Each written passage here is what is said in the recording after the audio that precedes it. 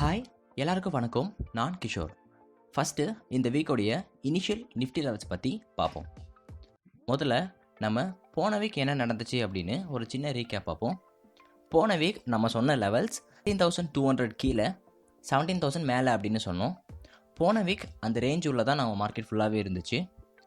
அதே போல் 200 டே மூவிங் ஆவரேஜை நம்ம டச் கூட பண்ணலை.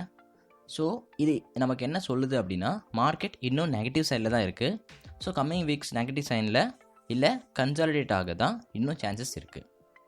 நெக்ஸ்ட் வீக்கும் கிட்டத்தட்ட அதே ரேஞ்ச் தான்.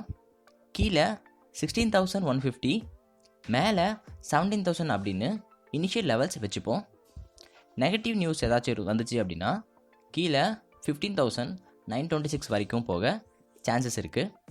பாசிட்டிவ் நியூஸ் ஏதாச்சும் வந்துச்சு அப்படின்னா மேலே 17,000 கிராஸ் பண்ணலாம். இந்த வீக் 16,614 சுற்றி மார்க்கெட் இருக்கும் அப்படின்னு ஒரு எக்ஸ்பெக்டேஷன்ஸ் இருக்குது. ஸோ இந்த வீக்கும் வார் நியூஸை ஃபாலோ பண்ணி நம்ம ட்ரேடிங் பண்ணுவோம். ஏற்கனவே நேட்டோ தன்னுடைய சப்போர்ட்டு உக்ரைனை குறைச்சிருக்காங்க. யூஎஸும் தன்னுடைய சப்போர்ட்டை குறைச்சிட்டாங்க அப்படின்னா வார் முடிய நிறைய சான்சஸ் இருக்குது. ஏன்னா ஏற்கனவே நடந்த 2 piece conference between Russia and Ukraine failure தான் ஆச்சு. ஸோ வார் இன்னும் கண்டினியூ ஆகிட்டு இருக்கு.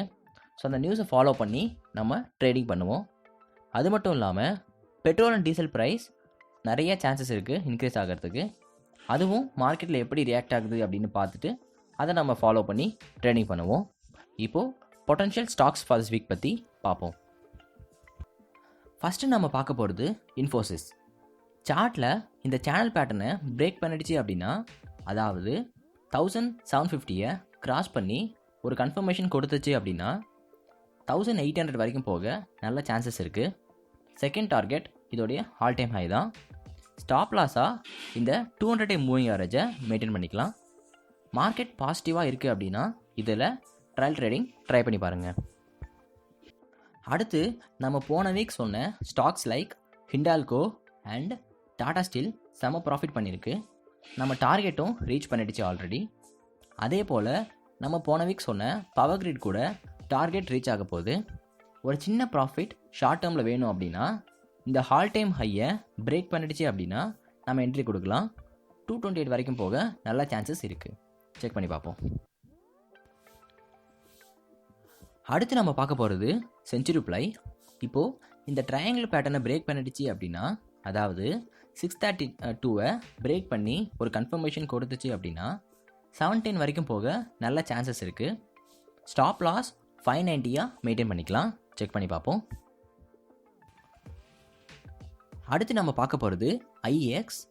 சார்ட்டில் இப்போ தான் 200 டே மூவிங் ஆவரேஜில் சப்போர்ட் எடுத்துகிட்டு மேலே வந்துட்டுருக்கு. இந்த 223 கிராஸ் பண்ணிடுச்சு அப்படின்னா நம்ம இப்போது என்ட்ரி கொடுக்கலாம். ஃபஸ்ட் டார்கெட் 237, செகண்ட் டார்கெட் 270 வரைக்கும் போக நல்ல சான்சஸ் இருக்குது. ஸ்டாப் லாஸாக இந்த ஸ்டாக்குக்கு 200 டே மூவிங் ஆவரேஜை நம்ம ஸ்டாப் லாஸாக வச்சு ட்ரையல் ட்ரேடிங் ட்ரை பண்ணி பார்ப்போம். அடுத்து நம்ம பார்க்க போகிறது ஐடிசி. போன வீக் நல்லா பெர்ஃபார்ம் பண்ண ஒரு ஸ்டாக் இது. இது வந்து வீக்லி டைம் ஃப்ரேம். இதில் ஒரு பெரிய ட்ரையாங்கிள் பேட்டர்ன் ஃபார்ம் ஆகியிருக்கு.